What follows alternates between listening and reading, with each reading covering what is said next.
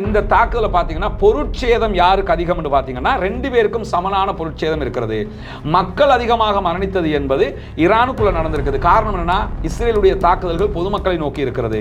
மொசாதையை பாதுகாக்க முடியலன்னா வேற எதையும் தான் பாதுகாக்க போறாங்களா? எனவே கடுமையான ராணுவ பலவீனம் அவர்களுக்கு ஏற்பட்டிருக்கிறது. அமெரிக்கா இந்த யுத்தத்திலே நேரடியாக அவர்கள் இறங்குவார்களா மாட்டார்களா என்ற வாத விவாதம் தான் சர்வதேச அளவிலே சென்று கொண்டிருக்கின்றது. இவங்க என்ன நினைச்சாங்கன்னா ஈரானுங்கிறது ஒரு பழமை வாய்ந்த நாடாக பார்க்கப்படுகிறது. ஒருத்தர் ஒரு தொப்பியை போட்டுக்கிட்டு ஜுப்பாவை போட்டுக்கிட்டு இருக்கிறாருன்னா அவரை நம்ம மத அடிப்படையில் அறிஞர்னு பார்ப்போம். வெளியில இருந்து பார்க்குறவங்க இவங்களுக்கு என்ன அறிவு இருக்குது, இவங்க எப்படிப்பட்ட ஆக்கள், இவங்களுக்கு சயின்ஸ் தெரியாது, இவங்களுக்கு உலகம் தெரியாது, டெக்னாலஜி தெரியாது, இப்படி நினைப்பாங்க. இதே மாதிரி தான் ஈரானையும் நினைச்சாங்க. அப்படின்னு சொன்னா உள்ள புகுந்து நம்ம அடிச்சிடலாம் என்று சொல்லி போனாங்க. ஆனா அடிச்சதுக்கு அப்புறம் தான் விளங்கிச்சு என்னன்னா நம்ம வெறும் மரத்தை கொத்தல, வாழை மரத்தை கொத்தின கதையா போச்சு. உள்ள போய் அகடு மாட்டிக்கிடுச்சு. எனவே நமக்கு வெளியே வர முடியல.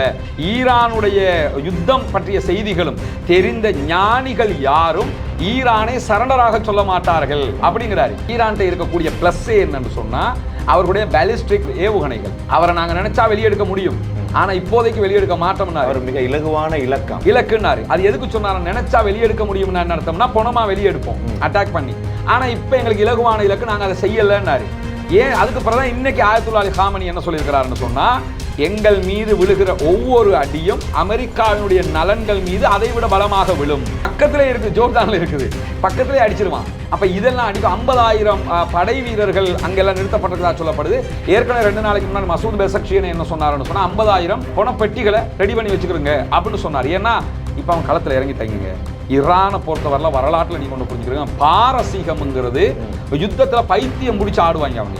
இஸ்ரேல் மிகப்பெரிய ஒரு வெற்றியை இந்த யுத்தத்தில் பெற்றுக்கொண்டா இந்த அரபு நாடுகளுடைய நிலை மிக மோசமான நிலையாக மாறும். டொனால்ட் ட்ரம்ப் வந்தார்ல இப்ப சவுதிக்கு, அரபு நாடுகளுக்கு வந்தார்ல, வந்த நேரத்தில் ஒரு சின்ன விஷயம், இந்த பேர்ஷியன் வளைகுடா என்று இருந்ததை பெர்ஷியன் கல்ஃப்னு தானே அது இருந்தது, அதை பேரை மாத்தினாங்களா இல்லையா டொனால்ட் ட்ரம்ப் சொல்லி அரபியன் கல்ஃப்னு மாத்தினாங்க.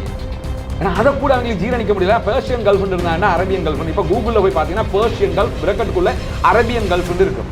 ஈரான் தான் சதாம் அழிக்கிறதுக்கு, ஈராக் அழிக்கிறதுக்கு காரணம், ஆப்கானிஸ்தான் அழிக்கிறதுக்கு காரணம்ங்கிறாங்க. அப்ப கை கட்டி பார்த்துக்கிட்டு இருந்த இவங்கெல்லாம் யாரு? அவங்க அன்னைக்கும் சும்மா தான் இருந்தாங்க, இன்னைக்கும் சும்மா தான் இருப்பாங்க. ஈரான் ஜெயிச்சிருச்சுன்னு வைங்களேன், சூப்பர் நீங்க தான் ஜெயிச்சிங்க, நாங்களாம் அவங்களோட தானே இருந்தோம் பாங்க. ஈரான் தோத்து போச்சுன்னு வைங்களேன், அப்ப போய் அமெரிக்காட்ட சொல்லுவாங்க தோக்கத்தாங்க வேணும், அது எப்படி அவன் அணு ஆயுதம் வச்சுக்கிற முடியும் அப்படிம்பாங்க. இந்த இடத்துல இஸ்ரேல் தோற்று போக வேண்டும் என்பது முஸ்லிம்களுடைய எண்ணப்பாடு மட்டுமல்ல, அடக்குமுறையை எதிர்க்கிற மனிதநேயமிக்க அத்தனை பேரும் அதைத்தான் விரும்புவார்கள். ஏன்னா எத்தனை குழந்தைகளை கொண்டு முடிக்கிறது, நான் இப்படித்தான் செய்வேன் செஞ்சுக்கிட்டே இருந்தா அதுக்கு ஒரு முடிவு வேணாமா? இந்த ஈரான் இஸ்ரேல் யுத்தத்திலே துருக்கியை பற்றி யாருமே விமர்சிக்கவும் இல்லை. துருக்கியின் மௌனத்துக்காக வேண்டி என்ன காரணம் என்பதை யாரும் தேடி பார்க்கவும் இல்லை. ஈரானுக்கு இஸ்ரேலுக்கு யுத்தம் நடந்தாலும் நடக்கலாடி என்ன, நீங்க காசாவுல போய் அந்த மக்களுக்கு உணவு கொடுக்கறதுக்கும் இதுக்கும் என்ன சம்பந்தம்? தாராளமாக கொண்டு போட முடியும். போட்டாங்களான்னு கேட்டீங்கன்னா போடல. இந்த காலகட்டத்துக்குள்ள குத்தாட்டம் நடக்குது, தியேட்டர் திறப்பாங்க, டான்ஸ் கூத்து நடத்துவாங்க, அவங்களோட சொகுசு வாழ்க்கை சொகுசாவே இருக்கு. இந்த அர்துகான் இஸ்ரேலோட இந்த காலகட்டத்தில் செஞ்சது என்னன்னு சொன்னா அவங்களோட சில பிசினஸ் தொடர்புகளை ரத்து செஞ்சு வச்சிருக்கிறாரு. தூதரகத்தை மூடினாரா? இஸ்ரேல் தூதரகம் இன்றைக்கும் இதுல இருக்குது, துருக்கியில இருக்குது. துருக்கியினுடைய தூதுவர் ஆலயம் இன்னும் இஸ்ரேலுக்குள்ள இருக்குது. தூதுவரை வெளியெடுத்தாங்களா? அதை கூட செய்யல. சரி கப்பல் அனுப்புறேன் பாரு. கப்பல் எங்க அனுப்புவாருன்னு கேட்டா இஸ்ரேல் பார்டருக்கு அனுப்புவாரு. ஒரு அதாவது கிரேட்டா தன்பெருக்கு இருக்கக்கூடிய தைரியம் கூட இவங்களுக்கு இல்லை. இவரை தான் உட்கார்ந்துட்டு அடுத்த கலீஃபா என்ற அளவுக்கு கிலாபத்தை கொண்டு வர போறாரு, அடுத்த ஒட்டோமான் பரம்பரை திரும்ப வரப்போகுது, ஒட்டோமான் கலிபேட் வந்துடும், இந்த அளவுக்கு பேசிக்கிட்டு இருக்கிறாங்க அர்துகானை. இங்க ஒன்று புரிஞ்சுக்கிறீங்க, ரசூலுல்லாஹ் சொன்ன மாதிரி அத்தனை பேருடைய இந்த ஆட்சியாளர்கள் எல்லோருமே ஹுப்பு துன்யா கராஹியத்துல் மௌத்தாம் வகுன்னு இருக்குது. அவங்களுக்கு உலகத்தை பற்றிய ஆசை, மரணத்தை பற்றிய பயம் வந்துருச்சு.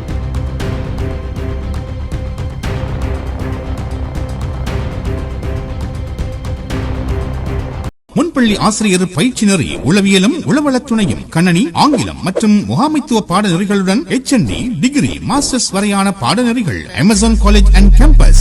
0775204604. அஸ்ஸலாமு அலைக்கும் வரஹ்மத்துல்லாஹி வபரகாத்துஹு. ஷார்ட் நியூஸ் வழங்கும் மற்றும் ஒரு ஷார்ட் டாக் நிகழ்ச்சியில் உங்கள் அனைவரையும் சந்திப்பதில் மகிழ்ச்சி அடைகிறேன். இன்றும் கூட மத்திய கிழக்கு விவகாரம் சம்பந்தமாக கலந்துரையாடுவதற்கு நாங்கள் தயாராக இருக்கின்றோம். உங்களுக்கு தெரியும், கடந்த வெள்ளிக்கிழமை யுத்தம் ஆரம்பமாகியது. தொடங்கியது ஈரான் இஸ்ரேலுக்கு இடையில். கடந்த வெள்ளிக்கிழமை இஸ்ரேல் ஈரான் மீது தாக்குதல்களை ஆரம்பித்ததுடன் அதற்கு பதில் தாக்குதலை வழங்கும் வகையிலே ஈரான் இன்று வரையிலே தாக்கிக் கொண்டே இருக்கின்றது. சர்வதேசமே அதிர்ந்து போயிருக்கக்கூடிய இந்த காலகட்டத்திலே பலரும் இது சம்பந்தமான உண்மை தகவல்களை தெரிந்து கொள்ள வேண்டும் என்ற ஆவலோடு இருக்கின்றார்கள். குறிப்பாக சமாதானத்தை விரும்பக்கூடியவர்கள் இங்கே என்ன நடைபெறுகிறது, எதற்காக வேண்டி இப்படியெல்லாம் மக்கள் கொல்லப்படுகின்றார்கள், இது நிறுத்தப்பட வேண்டும் என்ற அவாவில் இருக்கின்றார்கள்.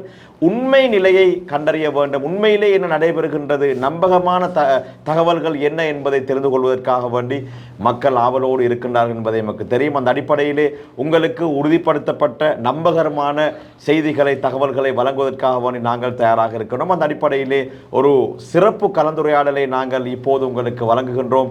இன்றும் கூட சகோதரர் ரஸ்மின் MISC அவர்கள் கலையகத்தில் இருக்கின்றார்கள். நிகழ்ச்சிக்குள் அவர்களை சலாம் கூறி அன்போடு வரவேற்றுக் கொள்கிறேன். அஸ்ஸலாமு அலைக்கும் வரஹ்மத்துல்லாஹி வபரகாத்துஹு. வலைக்கும் ஸலாம் வரஹ்மத்துல்லாஹி வபரகாத்துஹு. உங்களை பற்றி நான் பெரிதாக ஒன்றும் அறிமுகப்படுத்தவில்லை. நீங்கள் யார் என்பது மக்களுக்கு தெரியும். முதலில் சொல்லுங்கள், இந்த யுத்தம் ஆரம்பித்து ஒரு வாரம் நெருங்கிவிட்டது. வெள்ளிக்கிழமை வந்தால் ஒரு வாரம் நிறைவடையும்.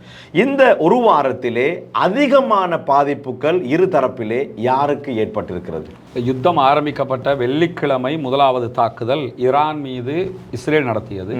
அந்த தாக்குதலுங்கிறது ஈரான் எதிர்பார்க்காத வகையிலான ஒரு தாக்குதல் தான். ஈரான் மேலே இஸ்ரேல் தாக்குவாங்கன்றது தெரியும், ஆனால் இவ்வளவு தாக்குவாங்கன்னு ஈரானை எதிர்பார்த்திருப்பதற்கு வாய்ப்பே கிடையாது. மிக கடுமையான தாக்குதல். ஈரானுடைய முக்கியமான இராணுவ தளபதிகள் 5 பேர் அதில் கொல்லப்பட்டாங்க. குறிப்பாக முப்படைகளுடைய தளபதி பல்கேரி அவங்க கொல்லப்பட்டாங்க. அதே நேரத்தில் மஹதி கொல்லப்பட்டார். காத்தமல் அன்பியா படைப்பிரிவினுடைய தலைவர் கொல்லப்பட்டார். IRGC-யினுடைய தலைவர் கொல்லப்பட்டார். இப்படி தளபதிகள் ஒரே இடத்தில் கொல்லப்பட்டார்கள். அதை தாண்டி பல இடங்கள், தெஹரானில் பல இடங்கள், இஸ்ஃபஹான் அணுமின் நிலையம், அதே போன்று தப்ரீஸ் பகுதிகள் அணுமின் நிலையங்களுக்கெல்லாம் தாராளமான தாக்குதல்களையே இஸ்ரேல் நடத்தி இருந்தது. அது ஒரு உக்கிரமான உச்சகட்ட தாக்குதல் தான். 200 போர் விமானங்கள் என்று சொன்னதெல்லாம் மிகைப்படுத்தப்பட்டது. ஆனால் அவர்கள் தாக்கிய தாக்குதல் என்பது உக்கிரமான தாக்குதல்.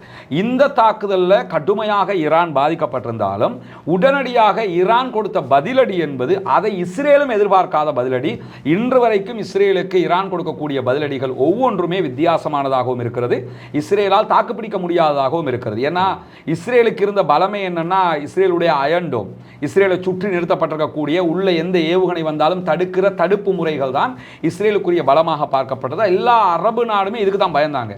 இஸ்ரேலை தாக்க இயலாது, இஸ்ரேலை சுற்றி அயன் டோம் இருக்குது, அயன் டோம் மிஸ் ஆயிடுச்சுன்னு சொல்லி சொன்னா ஏரோ சிஸ்டம் வந்துருவாங்க, ஏரோ சிஸ்டம் மிஸ் ஆயிடுச்சுன்னு சொன்னா ஸ்லிங் வந்துருவாங்க, அதுக்கு மிஸ் ஆயிடுச்சுன்னு சொல்லி சொன்னா அமெரிக்கா இப்ப தேடுன்னு ஒன்று கொடுத்துருக்காங்க. அது இருக்கிறதுனால எந்த விதமான தாக்குதல்களையும் இஸ்ரேல் மேல மேற்கொள்ள முடியாது என்று நம்பிய நேரத்தில் தான் இரவோடு இரவாக அவங்க என்ன பண்ணினாங்கன்னா முழுவதுமாக டெல் அவீவ் மேல கடுமையான தாக்குதல்.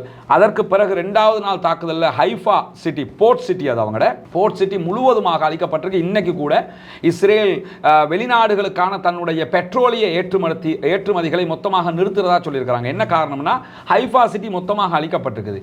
ஹைஃபாங்கிறது இஸ்ரேலுடைய பெரிய இதயம்.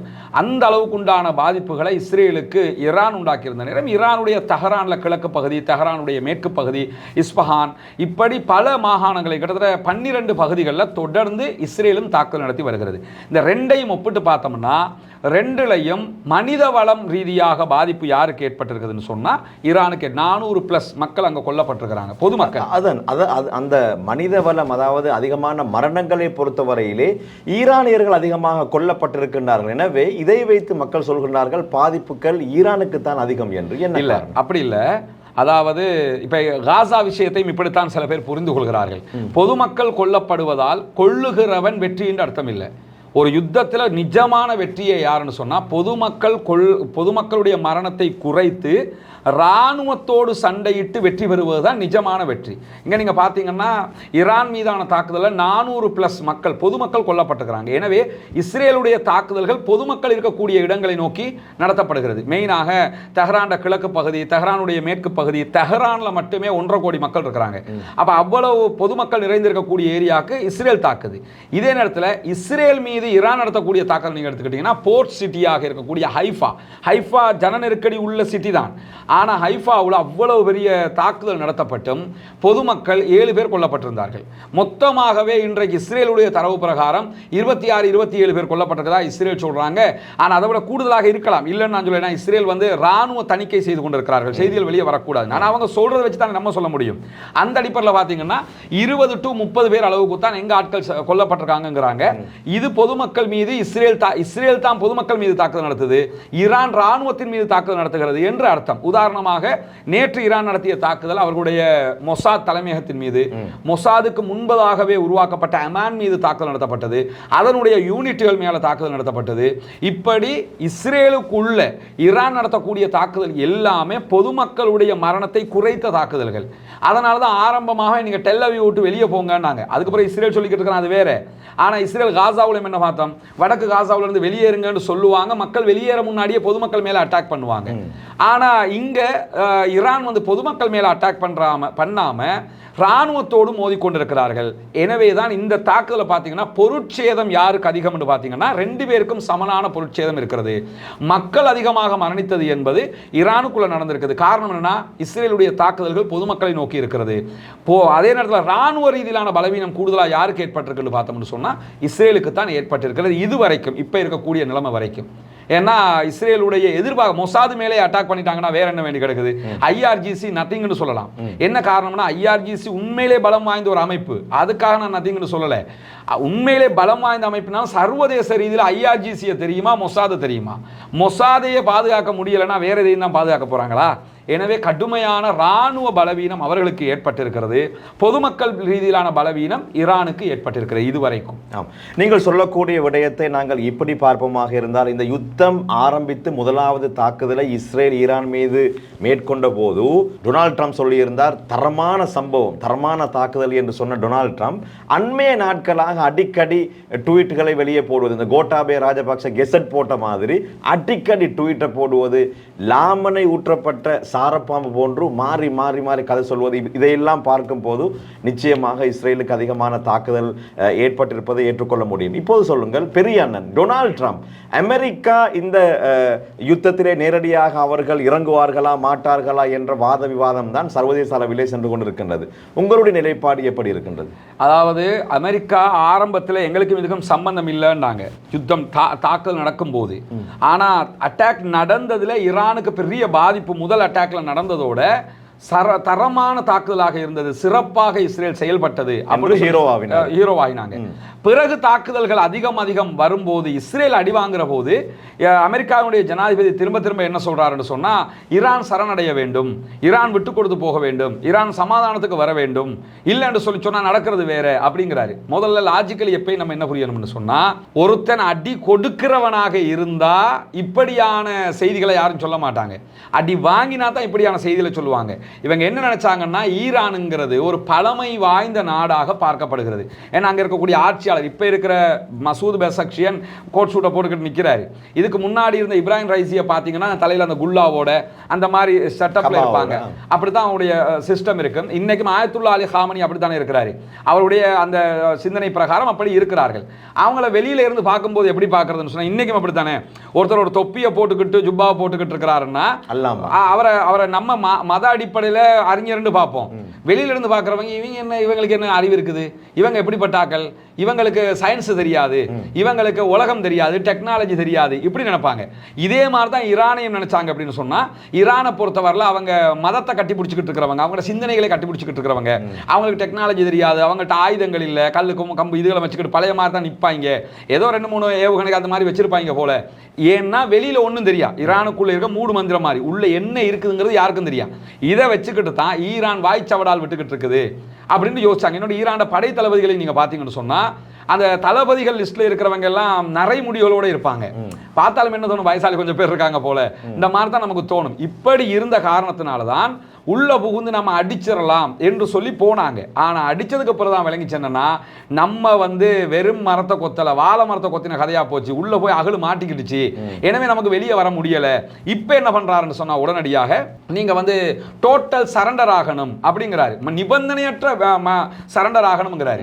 அதுக்கு தான் இன்னைக்கு ஆயத்துல்லா அலி காமனி என்ன சொல்லியிருக்கிறாரு, நாங்க எதுக்கு சரண்டர் ஆகணும்? ஈரானை பற்றிய வரலாறும், ஈரானுடைய மக்களை பற்றிய வரலாறும், ஈரானுடைய யுத்தம் பற்றிய செய்திகளும் தெரிந்த ஞானிகள் யாரும் ஈரானை சரண்டராக சொல்ல மாட்டார்கள் அப்படிங்கிறாரு. கூட என்ன சொல்றாருன்னு சொன்னா, ஈரானை பற்றி இந்த வரலாறு தெரிந்த ஞானிகள் யாராக இருந்தாலும் ஈரானோட வன்முறை மொழியில் பேச மாட்டார்கள். சண்டைக்கு வந்திருக்கவே கூடாது. நீங்க இப்ப சண்டைக்கு வந்துட்டீங்க, எனவே இந்த சரண்டர் ஆகிற கதை எங்கள்கிட்ட வரக்கூடாது அப்படிங்கிறாரு. இப்ப அமெரிக்காவை பொறுத்தவரையில அமெரிக்காவினுடைய அதாவது ஆயுதம் தாங்கிய கப்பல், விமானம் தாங்கிய கப்பல், வியட்நாம் போன கப்பல் வியட்நாம்ல இருந்து இப்ப மெடிட்டேரியன் சீயை நோக்கி வந்து கொண்டிருக்கிறது.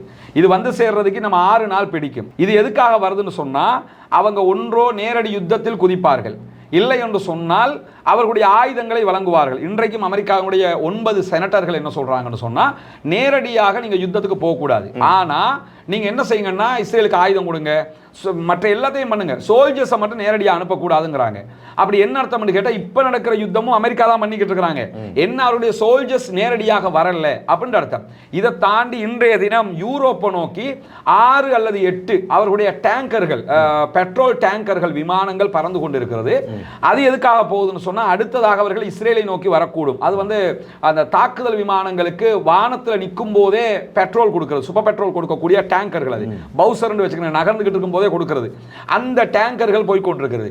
அப்ப இதெல்லாம் எதுக்கு அவங்க ரெடி பண்றாங்கன்னு சொன்னா, ஈரான்ட்ட இஸ்ரேல் தோத்துரும். ஏன்னா இந்த யுத்தத்துல ஈரான்ட்ட இருக்கக்கூடிய பிளஸ் என்னன்னு சொன்னா, அவர்களுடைய பாலிஸ்டிக் ஏவுகணைகள். இந்த பாலிஸ்டிக் ஏவுகணைகளை நீங்க எடுத்துக்கிட்டீங்கன்னா, இதுல சூப்பர்சோனிக் ஒன்று இருக்குது, ஹைப்பர்சோனிக் ஒன்று இருக்குது. இந்த ரெண்டும் அவங்க வச்சிருக்காங்க. சூப்பர்சோனிக்ங்கிறது மெனுவலி இயங்கக்கூடியது. மெனுவலி நம்ம இந்த இடத்த போய் தாக்கணும்னா அந்த இடத்த போய் தாக்கும், இடையில யாராவது கிராஸ் பண்ணினா அதை அழிச்சிடலாம். இதே நேரத்தில் ஹைப்பர்சோனிக்கை பொறுத்தவரையில் அப்படி கிடையாது. அது ஆட்டோமேட்டிக்காக திசையை மாற்றிக்கொள்ளும். அது போகிற வழியில் யாராவது குறுக்க வந்தால் கூட அது என்ன செய்யும்னு சொன்னால் அதுவே திசையை மாற்றிக்கிறோம். ஹைப்பர்சோனிக்.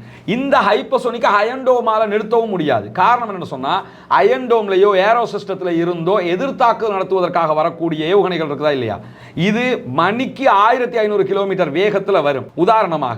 இதே நேரத்தில் இந்த ஹைப்பர்சோனிக்கை பொறுத்தவரை 6000 கிலோமீட்டர் வேகத்தில் போகும். 6000 கிலோமீட்டர் வேகத்தில் போகிற ஒரு ஆயுதத்தை 1500 கிலோமீட்டர் வேகத்தில் தடுக்க முடியாது. அதனால தான் ஈரானுடைய ஹைப்பர்சோனிக் எல்லாமே கரெக்டாக ஹிட் ஆகுது, போய் தாக்குதல் நடத்துகிறது. இப்படி அவர்களுடைய ஆயுத பலமே என்னன்னு சொன்னா, இந்த ஹைப்பர்சோனிக்கும் சூப்பர்சோனிக் ஆயுதங்கள் தான். இந்த ஆயுதங்களை வைத்து தாக்குதல் நடத்தும் போது இவங்க இந்த அளவுக்கு ஆயுதம் அவங்ககிட்ட இருக்கும்னு எதிர்பார்க்கல. இன்னைக்கும் என்ன சொல்றாங்கன்னா, ஈரான் இடத்துல நாங்க ஈரானுடைய பாலிஸ்டிக் மிசைல்ஸ்களை பாதிக்கு மேல அழிச்சிட்டோம் அப்படின்னு இஸ்ரேல் சொல்றாங்க. அதே இஸ்ரேல் என்ன சொல்லுதுன்னா, இன்னைக்கு 5 நாளாக தாக்குதல் ஆரம்பிச்சதுல இருந்து ஈரான்ட்ட 2200 மிசைல் தான் இருக்குது, அதுல 400 அடிச்சுட்டாங்க, இன்னும் 1800 இருக்குதுங்கிறாங்க. இப்ப 2200ல பாதியை அழிச்சிட்டாங்கன்னு சொன்னா 1100 அழிஞ்சா இல்லையா? 1100 அழிஞ்சுது. அந்த 1100ல 400 ஏவிட்டாங்க என்று வச்சுக்கிட்டா இன்னும் 800 தானே அங்க இருக்குது, 700 தானே அங்க இருக்குது. ஆனா இவங்க என்ன சொல்றாங்கன்னா 1800 இருக்குதுங்கிறாங்க. எனவே 1800 இருப்பது உண்மை என்றால் இஸ்ரேல் அவர்களுடைய பாலிஸ்டிக் ஏவுகணை அழித்ததாக சொல்வது பொய். அழித்ததாக சொல்வது உண்மை என்றால் அங்கே 1800 கிடையாது, வெறும் 700 தான் இருக்க வேண்டும். இது ஏன் இந்த குழப்பம் வருதுன்னு சொன்னா, உண்மையிலேயே ஈரான்ட்ட என்ன ஆயுதம் இருக்குது, எவ்வளவு ஆயுதம் இருக்குது, எங்க வச்சிருக்கிறாங்க, ஒண்ணுமே இவங்களுக்கு தெரியல. பொதுவாக பார்த்தோம்னா ஈரான் வெளியிடக்கூடிய அறிக்கைகளில் ஈரானுடைய எல்லா மாகாணங்கள்லையும் அவங்க நிலத்தடியில் ஏவுகணை நகரங்களை அமைச்சிருக்கிறதாக சொல்லப்படுது. இந்த ஏவுகணை நகரங்கள் மலைகளுக்கு அடியில் தான் பெரும்பாலும் அவங்க ஆய்வு செய்கிற மாதிரியே தான் செஞ்சு வச்சிருக்கிறாங்க. எனவே இந்த ஏவுகணை நகரங்களை அழிக்கிறதுங்கிறது அசாத்தியம். ஒரு வாதத்துக்கு நீங்களே யோசிச்சு பாருங்க, ஈரானுடைய ஏவுகணைகள் அழிக்கப்பட்டிருந்தால், பாலிஸ்டிக்கை பாதி அழிச்சிட்டோம்ங்கிறாங்கல்ல, அழிக்கப்பட்டிருந்தா இன்ன வரைக்கும் ஈரான் பத்தி எரிஞ்சுக்கிட்டு இருக்கிறோம். ஒரு இடத்துல ஒரு 100 பாலிஸ்டிக் இருக்குதுங்க, ஒரு பாலிஸ்டிக் விழுந்தே இஸ்ரேல் பத்தி எறிகிறத நம்ம பார்க்கிறோம். 100 பாலிஸ்டிக் இருக்கிற இடத்துக்கு ஒரு பாலிஸ்டிக் ஒன்று அடிச்சு அந்த பாலிஸ்டிக் எல்லாம் வெடிக்க ஆரம்பிச்சா அது ஒரு பெரிய செய்தியாக இருக்காதா? இன்னைக்கு எவ்வளவு பத்தி எரிஞ்சுக்கிட்டே இருக்குமா இல்லையா ஈரான்? அப்படி ஒரு சம்பவம் கூட நடக்கல. எனவே இவங்க என்ன பார்த்தாங்கன்னா லேசாக இஸ்ரேல் போய் அடிச்சுட்டு வந்துடலாம்னு நினைச்சாங்க. இஸ்ரேலுக்கு அடிக்க முடியல. 12 நாட்களுக்கு தான் இஸ்ரேலிடம் இருக்கக்கூடிய அந்த எதிர் மிசைல்களை யூஸ் பண்ண முடியும். அதுல 6 நாள் இப்பவே போயிடுச்சு. இன்னும் 6 நாள் இருக்குது. இந்த 6 நாளுக்குள்ள இஸ்ரேல் என்ன செய்வான்னா ஈரான் அடிக்கிற மிசைல் எல்லாம் தடுத்துக்கிட்டு இருக்க முடியும். ஏதோ ஒரு வகையில கொஞ்சம் தடுக்கிறதுக்கு முயற்சி பண்ணலாம். ஆனால் அது இப்போது நடைபெறக்கூடிய இந்த வேகத்தில் வேகம் கூடிச்சுன்னா அவ்வளவுதான். இப்ப இதே வேகத்துல ஒரு நாளைக்கு 100 அடிக்கிறாங்க, ஒரு நாளைக்கு 200 அல்லது 300 அடிக்க ஆரம்பிச்சிட்டாங்க. 6 நாள் 3ஆக 2ஆக குறைய ஆரம்பிச்சிடும். இப்படி அதை எப்படி ஈரான் செய்ய போறாங்கன்னு தெரியல. இப்படி நடக்கிற போது சரியா 6ஆவது நாள்ல யுஎஸ் உடைய விமானம் தாங்கி கப்பல் மெடிட்டேரியன் சீக்கு வந்துருவாங்க. வந்து அவங்க என்ன பண்ண வாய்ப்பு இருக்குன்னு சொன்னா ஈரானுடைய இந்த ஏவுகணைகளை அவங்க தடுக்கிறதுக்கு முயற்சிக்க வாய்ப்பு இருக்குது. அதுலயும் உள்ள சிக்கல் என்னன்னு கேட்டா பாலிஸ்டிக் சூப்பர்சோனிக்க தடுக்க முடியாது என்கிற ஒரு விவகாரம் இருக்குது. அதை தாண்டி ஈரான் டெய்லி அடிக்கிற மிசைல்கள் எல்லாம் டிஃபரெண்டா இருக்குது. உதாரணமாக நேற்றைய தினம் அவங்க மொசாதுடைய தலைமையகத்துக்கு தாக்குதல் நடத்திய அந்த ஆயுதத்தை நம்ம எடுத்துக்கிட்டோம்னு சொன்னா அதை அடிக்கும் போது அவங்க ஃபத்தாஹ் என்கிற ஒரு ஆயுதத்தை தான் யூஸ் பண்ணியிருக்கிறாங்க. பாலிஸ்டிக் மிசைல், அது சூப்பர்சோனிக். இது 1400 கிலோமீட்டருக்கு அதிகமாக சென்று தாக்குதல் நடத்தக்கூடியது. அதற்கு முன்பதாக அவங்க ஏற்கனவே ஹைஃபா சிட்டி, போர்ட் சிட்டி மேல தாக்குதல் நடத்தும் போது அதற்கு அவர்கள் தாக்கியதாக சொல்லப்பட்ட ஆயுதம் என்னன்னு சொன்னா ஹஜ்ஜி சுலைமான் என்கிற ஒரு ஆயுதம். இது அவர்களுடைய முன்னாள் ராணுவ தளபதி, இன்றைக்கு இருக்கிற இந்த ஈரானுடைய ராணுவ கட்டமைப்பு இருக்குது, இந்த கட்டமைப்பை உருவாக்கியவருடைய பேர்ல உருவாக்கப்பட்டிருக்கக்கூடிய அந்த ஏவுகணை காசிம் சுலைமானி. காசிம் சுலைமானியை பகதாதுல வச்சு 2022 இதே டொனால்ட் ட்ரம்ப் ஆட்சியில் இருக்கும் போது தான் கொண்டாங்க, சூழ்ச்சி மூலமா கொண்டாங்க. ஆனா அவர் உருவாக்கிய அந்த பவர் இன்னைக்கு அப்படியே இருக்குது. அவர பேர்ல உருவாக்கப்பட்ட ஒரு மிசைல் இது. அந்த மிசைலால தான் ஹைஃபா போர்ட் சிட்டிக்கு மேல அட்டாக் பண்ணினாங்க. இப்படி அவங்க அடிக்கு இவங்க நினைச்சது வேற, நடக்கிறது வேற. அதனால தான் இப்ப டொனால்ட் ட்ரம்ப் என்னன்னா விடிஞ்சா ஒன்ன சொல்லுவாரு, ஈவினிங் ஆனா வேற ஒன்னு சொல்லுவாரு. அதுலயும் ஆயத்துல்லா அலி காமனி எங்க இருக்கிறாருன்னு எங்களுக்கு தெரியும். அவரை நாங்க நினைச்சா வெளியெடுக்க முடியும், ஆனா இப்போதைக்கு வெளியெடுக்க மாட்டோம்னா மிக இலகுவான இலக்குன்னாரு. அது எதுக்கு சொன்னாரு? நினைச்சா வெளியெடுக்க முடியும்னு என்ன அர்த்தம்னா பணமா வெளியெடுப்போம் அட்டாக் பண்ணி. ஆனா இப்ப எங்களுக்கு இலகுவான இலக்கு, நாங்க அதை செய்யலன்னாரு. ஏன்? அதுக்கு பிறகு இன்னைக்கு ஆயத்துல்லா அலி காமனி என்ன சொல்லியிருக்கிறாருன்னு சொன்னா, எங்கள் மீது விழுகிற ஒவ்வொரு அடியும் அமெரிக்காவினுடைய நலன்கள் மீது அதை விட பலமாக விழும் அப்படின்னு அர்த்தம்னா மிடில் ஈஸ்ட்ல நிறைய அவர்களுடைய அந்த பேஸ்கள் இருக்குது. கத்தார்ல தான் ஆகப்பெரிய பேஸ் இருக்குது. அதை தாண்டி பஹ்ரைன்ல 2 இருக்குது, குவைத்தில் 3 இருக்குது, சவுதி அரேபியாவிலையும் பேஸ் அளவுக்கு இல்லாட்டியும் அவர்களுடைய தளம் இருக்கிறது. இப்படி பல நாடுகளையும் அவங்க வச்சிருக்கிறாங்க. இதுக்கெல்லாம் அடிக்கிறதுக்கு ஈரானுக்கு ஈஸியா அடிக்க முடியும். பக்கத்திலே இருக்குது, ஜோர்டான்ல இருக்குது, பக்கத்திலே அடிச்சிருவான். அப்ப இதெல்லாம் அடிக்கும். 50,000 படை வீரர்கள் அங்கெல்லாம் நிறுத்தப்பட்டிருக்கிறதா சொல்லப்படுது. ஏற்கனவே 2 நாளைக்கு முன்னாடி மசூத் பெசக்ஷியன் என்ன சொன்னாருன்னு சொன்னா 50,000 பணப்பெட்டிகளை ரெடி பண்ணி வச்சுக்கிறோங்க அப்படின்னு சொன்னார். ஏன்னா இப்ப அவங்க களத்துல இறங்கிட்டாங்க. ஈரானை பொறுத்தவரை வரலாற்றுல நீங்க ஒன்று புரிஞ்சுக்கிறீங்க, பாரசீகம்ங்கிறது யுத்தத்துல பைத்தியம் முடிச்சு ஆடுவாங்க அவங்க. நபிகள் நாயகம் ஸல்லல்லாஹு அலைஹி வஸல்லம் அவங்க உயிரோடு இருக்கிற காலத்திலேயே 2 வல்லரசு இருந்தது. ஒன்று யாருன்னு சொன்னா ரோம் பேரரசு. அதான் குலிபத்தி ரூம் வெற்றி கொள்ளப்படுங்கிற செய்ய முன்னறிவிப்பெல்லாம் வருது இல்லையா? அது எப்பன்னா அதுக்கு முன்னாடி ரோம் தோற்று போகும் பாரசீகத்திடத்துல. பாரசீக வல்லரசிடத்துல ரோம் தோற்று போகிற அளவுக்கு அன்னைக்கு அவங்க அப்படி இருந்தாங்க. அவங்க இழந்த அந்த பாரசீகம், நம்ம தானே ஈரான் பேசுறோம், ஈரான் இன்னைக்கும் ஈரான் பேசுறது இல்லையா, பாரசீகம் தான் பேசுவாங்க. அப்ப அதே மாதிரி ஆயத்துல்லா அலி காமனியுடைய ட்விட்டர் நீங்க போய் பாருங்க. இஸ்ரேலை பத்தி பேசும்போது அவர் என்ன சொல்லுவாருன்னு சொன்னா ஜியோனிச அமைப்பும்பாரு.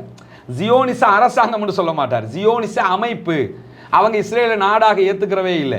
அதே நேரத்தில் தாங்கள் பாரசீக வல்லரசாக வேண்டும் என்பதில் குறியா இருக்கிறாங்க. அந்த கோபத்திலாம் டொனால்ட் ட்ரம்ப் என்ன சொல்லுவாருன்னா, இனிமே நீங்க பாரசீக வல்லரசுன்னு சொல்லக்கூடாது, ஈரானாகத்தான் மாறணும் அப்படின்னு சொல்லி சொல்லுவாரு. இதெல்லாம் என்னன்னா ஈரான் கண்ட்ரோல் இல்லாம இருக்கிறாங்க, எனவே கண்ட்ரோல் பண்ண நினைக்கிறாங்க. அமெரிக்கா உள்ளே வருவதற்கு வாய்ப்புகள் இருக்கிறது 50-50 தான். வரவும் கூடும், வராமல் இருக்கவும் கூடும். போற போக்க பார்த்தா வருவதற்கு நிறைய வாய்ப்பு இருக்கிறது, வந்தா வாங்கி கட்டுவதற்கும் வாய்ப்பு இருக்கிறது. ஆனா இந்த யுத்தத்துல நம்ம புரிகிற ஒரு விஷயம் என்னன்னு சொன்னா, இந்த யுத்தங்கள் எதுவுமே நடக்கக்கூடாது, அப்பாவிகள் கொல்லப்படக்கூடாது, அதுல மாற்று கருத்து இல்லை. ஆனா எல்லா அந்த நாட்டுக்குள்ளேயும் நுழைஞ்சி சட்டாம்பித்தனம் பண்ணி பேட்ட ரவுடி மாதிரி இந்த பாத்தாள கோஷ்டி இருப்பான்ல, நான் நினைச்சா உன்னை சுட்டு தள்ளுவேன், போலீஸ் என்ன நமக்கு என்ன வேண்டி கிடக்கு, இந்த மாதிரி இஸ்ரேல் ஒவ்வொரு எந்த நாட்டுக்குள்ள அநியாயம் பண்ணல, எல்லா நாட்டுக்குள்ளேயும் போய் இன்று சர்வதேசத்திற்கே தெரிஞ்ச விஷயம் தானே. அப்ப இப்படி இருக்கிறவன் எவனாவத்தான் அடக்கணுமா இல்லையா? அந்த வேலையை ஈரான் செய்யுது.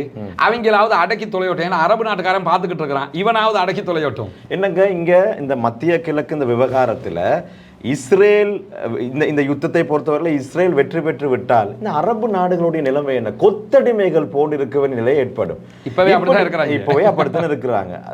ஒரு வேளை இஸ்ரேல் மிகப்பெரிய ஒரு வெற்றியை இந்த யுத்தத்தில் பெற்றுக்கொண்டா இந்த அரபு நாடுகளுடைய நிலை மிக மோசமான நிலையாக மாறும்.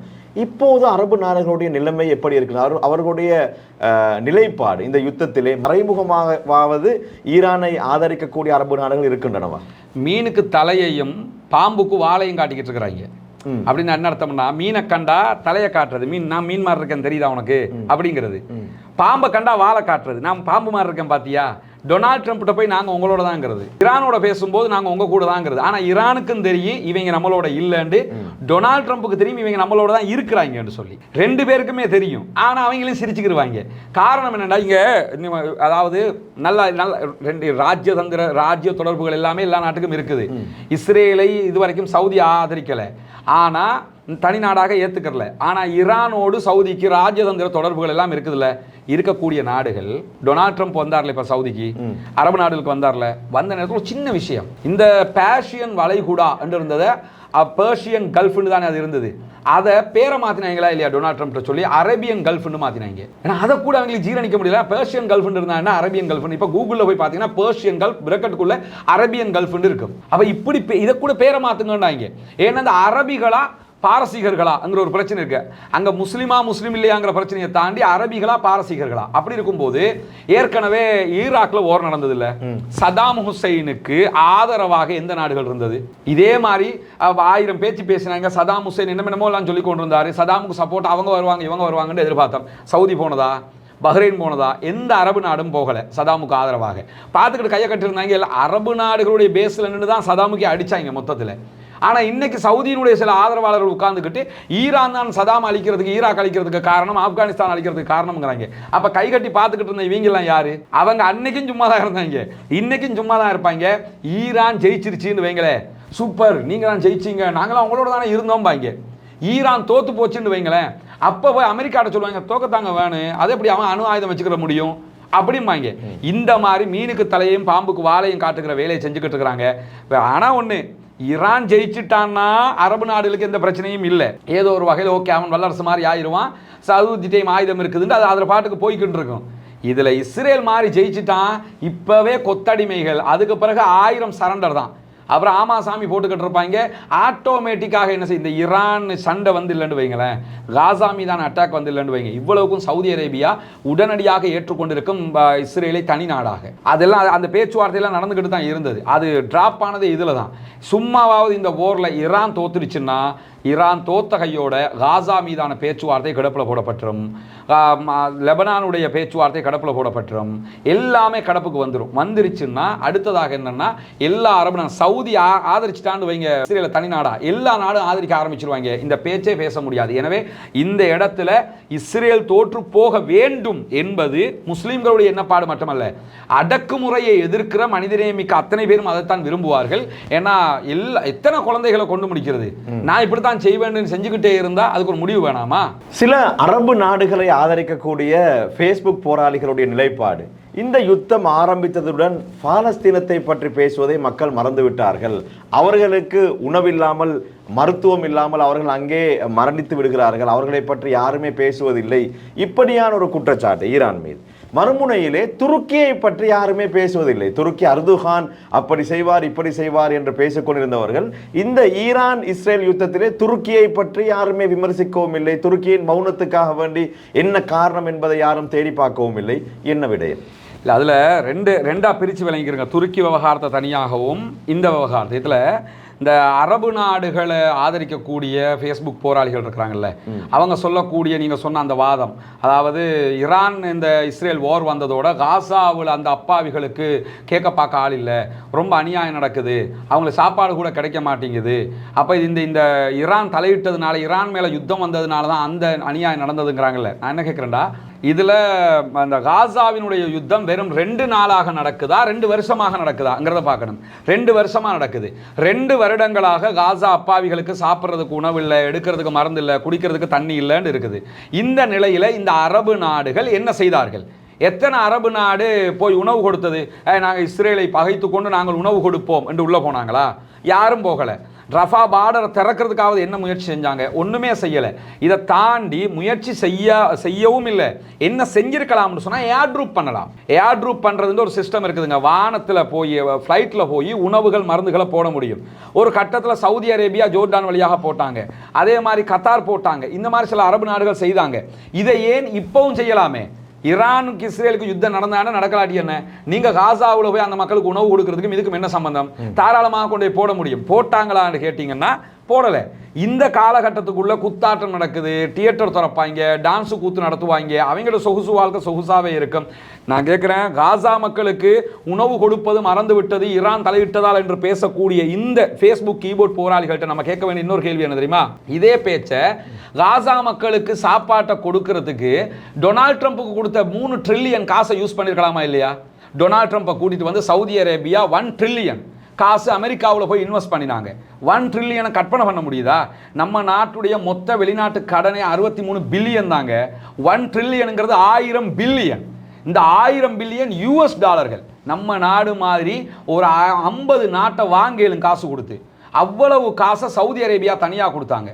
அதே மாதிரி ஒரு மடங்க UAE கொடுத்தாங்க. அதே மாதிரி ஒரு மடங்க கத்தார் கொடுத்துட்டு கத்தார் மேலதிகமாக 450 மில்லியனுக்கு ஒரு விமானத்தையும் பரிசாக கொடுத்தது டொனால்ட் ட்ரம்ப்புக்கு.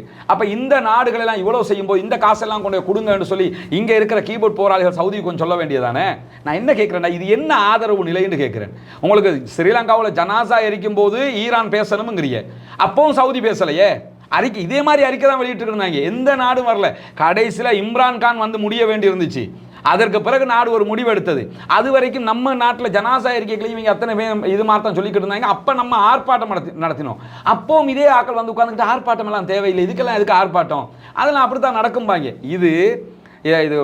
இந்த குரூப்பை பொறுத்தவரையில் இவங்க காலாகாலமாக இப்படித்தான் பேசுவாங்க. மார்க்க ரீதியாக யதார்த்தத்தை புரிகிறதும் இல்லை, சர்வதேச அரசியலை புரிகிறதும் இல்லை.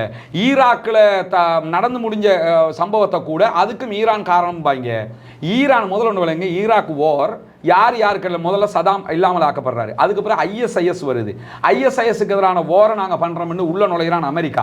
ISISக்கும் ஈரானுக்கும் யதார்த்தத்தில் ஒத்து போகுமா? யதார்த்தத்தில் பார்ப்பேன். ISIS காரன் நான் சன்னி முஸ்லிம்ட்டுக்கு வந்தான். இந்த ஈரான் காரன் எடுத்துக்கிட்டீங்கன்னா அவங்க ஷியாக்கள்னு சொல்லிக்கிட்டு இருக்கிறாங்க. 2 பேருக்கும் கொள்கை அளவுலையாவது ஒத்து போகுமா? இன்னைக்கு இருக்கக்கூடிய அகமது அல் ஷாரா, அதாவது சிரியாவினுடைய அதிபர், ISISனுடைய தளபதியாக இருந்தவர், அவருக்கு $10 மில்லியன் பரிசு அவருடைய தலைக்கு என்று அமெரிக்கா அறிவித்திருந்தது.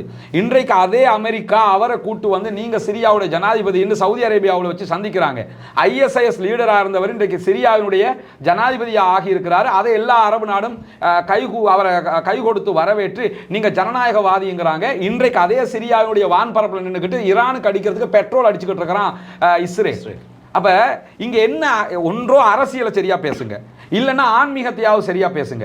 இந்த ரெண்டையுமே விட்டு போட்டு ஈரான் இடையில வந்ததுனால தான் காசா மக்களுக்கு சாப்பாடு கூட கிடைக்குதுன்னா, ஈரான் வராத நேரத்தில் நீங்க சாப்பாடை கொடுத்தீங்களா? அரபு நாடு என்ன கொடுத்தது? ரெண்டாவது, இன்னும் கொஞ்சம் பேர் வந்து அர்துகான் எப்படி தெரியுமாங்கிறது. அர்துகான் எப்படிங்கிறத முதல்ல அந்த நாட்டு மக்கள்கிட்ட கேளுங்க. அந்த நாட்டில் ஜனநாயக ரீதியாக போராடி கொண்டிருந்த எதிர்கட்சி தலைவரை தூக்கி உள்ள போட்டு வச்சிருக்கிறார். முழு நாடும் அர்துகானுக்கு எதிராக ஆர்ப்பாட்டம் நடத்திக்கிட்டு இருக்குது. இந்த அர்துகான் இஸ்ரேலோட இந்த காலகட்டத்தில் செஞ்சது என்னன்னு சொன்னா, அவங்களோட சில பிசினஸ் தொடர்புகளை ரத்து செஞ்சு வச்சிருக்கிறாரு. தூதரகத்தை மூடினாரா? இஸ்ரேல் தூதரகம் இன்றைக்கும் இதுல இருக்குது, துருக்கியில இருக்குது. துருக்கியினுடைய தூதுவர் ஆலயம் இன்னும் இஸ்ரேலுக்குள்ள இருக்குது. தூதுவரை வெளியெடுத்தாங்களா? அதை கூட செய்யல. சரி, கப்பல் அனுப்புறேன் பாரு. கப்பல் எங்க அனுப்புவாருன்னு கேட்டா இஸ்ரேல் பார்டருக்கு அனுப்புவாரு. அதாவது கிரேட்டா தன்பெர்க்கு இருக்கக்கூடிய தைரியம் கூட இவங்களுக்கு இல்லை. கிரேட்டா தன்பெர்க் உயிரை பணைய வச்சு வந்து நின்னா, அதுக்கு பிறகு தான் கைது பண்ணி அவங்கள ரீமா ஹசன் எல்லாம் திருப்பி அனுப்பினாங்க.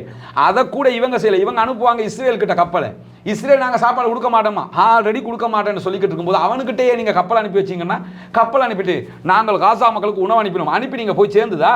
ஏன் உங்களுக்கு ஏர் ட்ரூப் பண்ண முடியாது? இன்னும் சொல்ல போனா இஸ்ரேல் நேட்டோ நாடு கிடையாது. அதாவது நேட்டோன்ற ஒரு கூட்டமைப்பு இருக்குதுங்க. இந்த கூட்டமைப்பில் இருக்கக்கூடிய ஒரு நாட்டுக்கு எந்த நாடாவது அட்டாக் பண்ணினா அந்த நாடெல்லாம் சேர்ந்து அந்த நாட்டுக்கு அட்டாக் பண்ணணுங்கிறது விதி. நேட்டோவில் சேர வந்ததுனால தான் உக்ரைன் மேலே ரஷ்யா யுத்தமே பண்ணிக்கிட்டு இருக்கிறான். இந்த நிலையில் சவுதி எல்லாத்தையும் விட்டுருங்க, யூரோப்பில் இருக்கக்கூடிய இந்த நேட்டோ கூட்டமைப்பில் டர்க்கி இருக்கிறாங்க. டர்க்கி நினைச்சாங்கன்னு சொன்னா ஏர் ட்ரூப் பண்றாங்கன்னு வைங்க, ஒரு பேச்சுக்கு அதுக்கு இஸ்ரேல் ஒரு அட்டாக் பண்ணினா கூட இப்போ என்ன விதியா போயிடும், அமெரிக்காவும் சேர்ந்து இஸ்ரேலுக்கு அடிக்கணும். காரணம் என்ன, நேட்டோவுக்கு எதிராக வந்துட்ட. அப்ப நேட்டோ என்கிற பெரிய கூட்டமைப்பில் அவ்வளவு ஆயுதங்களை வைத்துக் கொண்டிருக்கக்கூடிய துருக்கி அறிக்கை போர் நடத்தி கொண்டிருக்கு. இன்னைக்கு என்ன சொல்றாங்கன்னா, ஈரான் தன்னை தற்காத்துக் கொள்ளுகிற உரிமை ஈரானுக்கு இருக்கிறது என்று துருக்கி அதிபர் சொல்றாரு. மாறி நான் என்ன கேட்கிறேன்னு கேட்டா, ஈரானுக்கு அசாத ஒரு நாள் நம்ம ஏத்துக்கல. அசாத் நம்பர் 1 கொடுமைக்காரன். அவனுடைய ஆட்சியை மாற்றணும்னு அந்த நாட்டு மக்களும் போராடினாங்க. அதை ஐஎஸ் இடையில பூந்து வேறு விதமாக திசை திருப்பிக்கிட்டாங்க. அது வேற, அவங்க செஞ்ச அநியாயம் கொஞ்சம் நஞ்சம் இல்லை. அப்படி இருந்தாலும் இன்றைக்கு அசாதினுடைய ஆட்சி கவிழ்க்கப்பட்டு அகமது அல் ஷாராவை ஆட்சிக்கு கொண்டு வருவதற்கு அமெரிக்காவோடு நின்று முழுவதுமாக களமாடியது யாருன்னு கேட்டா துருக்கி. அப்ப துருக்கி இந்த செஞ்ச வேலையினால எங்க டிராப் ஆகுதுன்னு சொல்லி சொன்னா, ஹிஸ்புல்லாக்கள் பாலஸ்தீனத்துக்கு ஆதரவாக இஸ்ரேலோட சண்டை போட்டுக்கிட்டு இருந்தாங்க. துருக்கி செஞ்ச வேலையால சிரியா விழுந்ததோட சிரியா வழியாக எதுவுமே பண்ண முடியாம போயிடுச்சு ஈரானுக்கு பாலஸ்தீனத்துக்கு ஆதரவாக.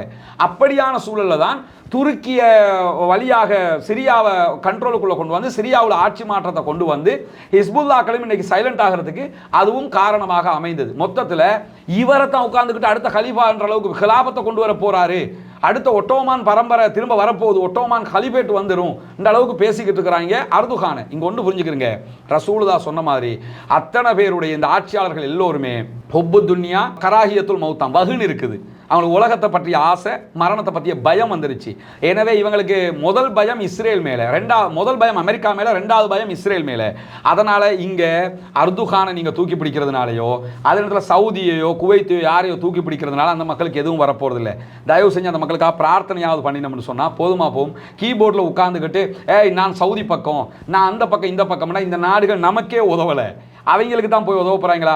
சரி, இப்போ கூட போய் சாப்பாடை போட சொல்லுங்க. சாப்பாடு போடுறதுல ஈரானுக்கும் இஸ்ரேலுக்கும் சண்டை நடக்கிறதுக்கும் காசா மக்களுக்கு நீங்க ஏர் ட்ரூப்ல சாப்பாடு போடுறதுக்கு என்ன சம்மந்தம் இருக்குது?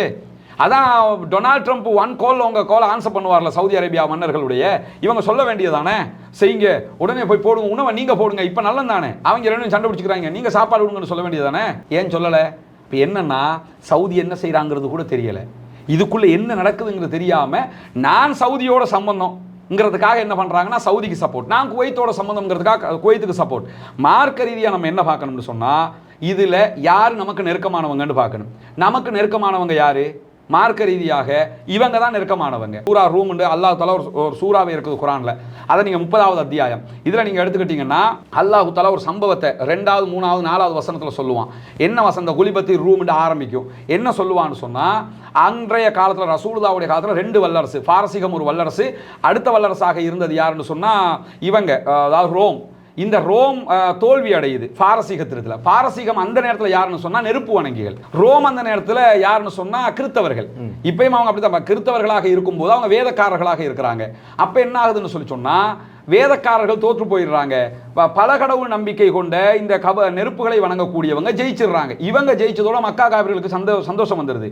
ஏன் சந்தோஷம்னா, நம்மள மாதிரியே இருக்கிறவங்க ஜெயிச்சிட்டாங்க, நமக்கு எதிரான முகமது நபியும் குர்ஆன் ஒரு வேதத்தை வச்சிருக்கிறாரு, அவங்களும் வேதங்களை வச்சுக்கிட்டு இருக்கிறாங்க. எனவே வேதக்காரர்கள் தோற்று போனது இவங்களுக்கு சந்தோஷம், சஹாபாக்களுக்கு கவலை. ஏன்னா நம்மள மாதிரி வேதம் கொண்ட வச்சிருக்கிறவன் தோத்து போயிட்டான், பல கடவுள் நம்பிக்கை கொண்டவன் ஜெயிச்சிட்டானேன்னு சொல்லி அப்பதான் அல்லாஹ் தஆலா குலிபத்தி ரூம் என்று ரோமுடைய அந்த வசனத்தை இறக்கி ரோம் வெற்றி கொள்ளப்படும், அந்த நேரத்தில் நீங்க மகிழ்ச்சி அடைவீங்க என்கிற செய்திகளை சொல்றான். இது நமக்கு கற்றுத்தருகிற பாடம் என்ன? 2 பேர் இப்படி சண்டை எடுக்கிற நேரத்தில் நமக்கு நெருக்கம் யாருன்னு பார்க்கணும். இந்த நேரத்தில் நமக்கு நெருக்கமாக இருக்கிறது யாரு?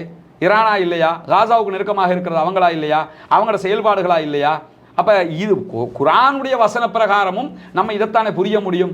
அப்ப குர்ஆன் நமக்கு அந்த வழிகாட்டலை தானே காட்டி தருகிறது. அப்ப இதை புரியாம கீபோர்டில் வந்து சொல்லிக்கோ. இப்போ நம்ம இதை சொன்னதுக்கு அப்புறம் கொஞ்சம் பேர் வந்து களமாடுவாங்க பாருங்களேன். இதெல்லாம் கண்டுக்கிட்டு வேலை பார்க்குற இடத்துல நான் இல்லை, இந்த கமெண்ட்டை எல்லாம் பார்த்துக்கிட்டு இருந்தோம்னு சொல்லிச்சோன்னா நமக்கு அடுத்த கட்டம் போக முடியாது. அதெல்லாம் நம்ம அடுத்து போய்கிட்டே இருக்கணும், அவ்வளோதான். சரி, முழு உலகத்திற்குமே தெரியும் இஸ்ரேல் யார், அவர்கள் செய்யக்கூடிய அடாவடித்தனம், அட்டூழியம், இதெல்லாம் முழு சர்வதேசத்துக்கே அறிந்த ஒரு உண்மையான விடயம். இப்படி இருக்க அண்மையிலே நிறைவடைந்த G7 மாநாட்டிலே பல முடிவுகள் எட்டப்பட்டிருக்கின்றன, அவற்றை சொல்லுங்க.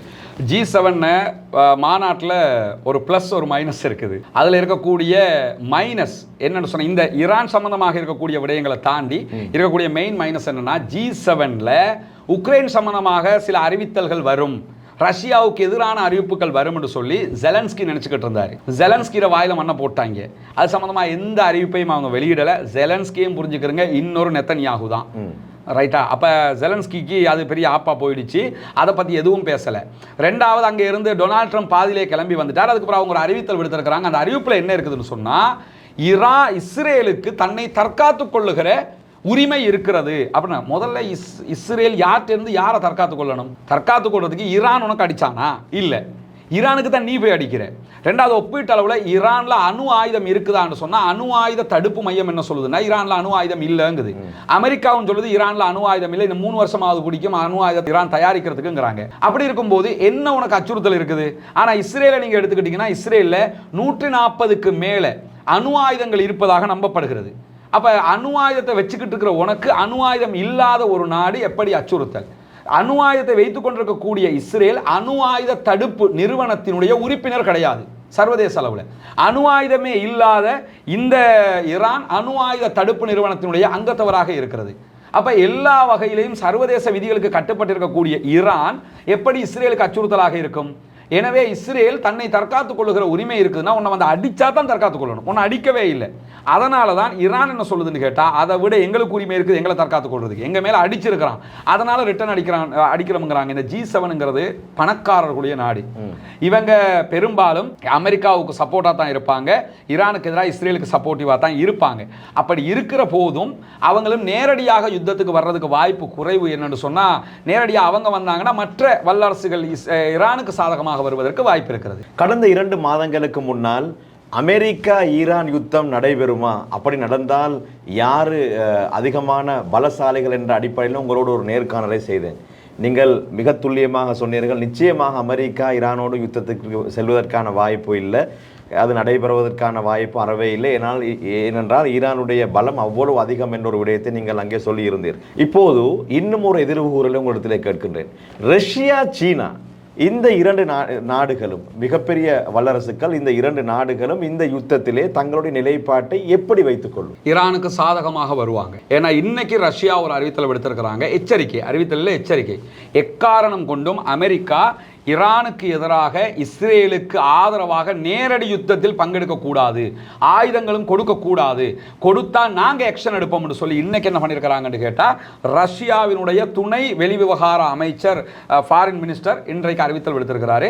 எனவே ரஷ்யா தெளிவாக ஈரான் பக்கம்ங்கிறத சொல்லிட்டாங்க. அதை தாண்டி இப்ப ஈரானுடைய வான்பரப்புல யுத்தம் நடந்துகிட்டு இருக்குதுல்ல, இவங்க அங்க அடிக்கிறாங்க இஸ்ரேலுக்கு, இஸ்ரேல்ல இருந்து ஈரானுக்கு அடிக்கிறாங்க. இப்படி அடிச்சுக்கிட்டு இருக்கும்போது இன்றைய நாள்ல ஈரானுக்கு சீனாவினுடைய 2 விமானங்கள், ராணுவ சரக்கு விமானங்கள் வந்து இறங்கி இருக்கிறது.